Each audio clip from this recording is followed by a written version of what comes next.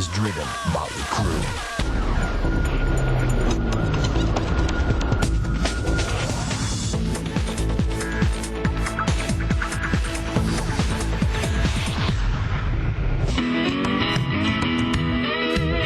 His real name was Robert Anthony Deal. He grew up in Garden Grove, California. He didn't like the initials RAD, R-A-D. He was always coming up with another name every week to be called instead of being called Bob Deal. When he hit Mick Mars, you know, it just kind of came out and it stuck. We had a band called White Horse back in the mid-'70s.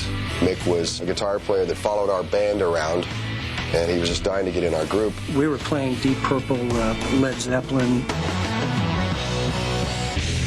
Mick would come around to where we would play, and he would just stand there and look at us. He was introverted and shy. Mick had 2 children by his first wife. He had to make money so he could support the kids.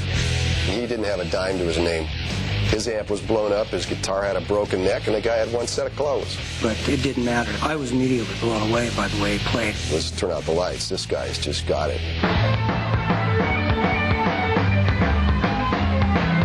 He added a dimension to the band that we didn't have before. We knew we were going to be famous.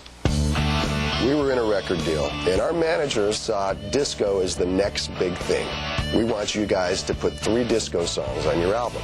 Mick and I said, no, we're not doing that. We were a ballsy rock and roll band, and we weren't going to settle for anything less than that. Things just kind of fell apart after that. Mick and Kenny continued on for a few years in Vendetta. Pretty soon that band fizzled out, and Mick was back on the streets destitute. I don't know how Mick survived. He hooked up with another gal. He had another baby. All of his bills started piling up. He was starting this pattern of failure, and I think he just saw, hey, I'm never going to be able to get out of this if I don't change something. When Mick showed up in Motley Crue, I was shocked. The guy that I met living in the gutter is going to be the most famous person that I know.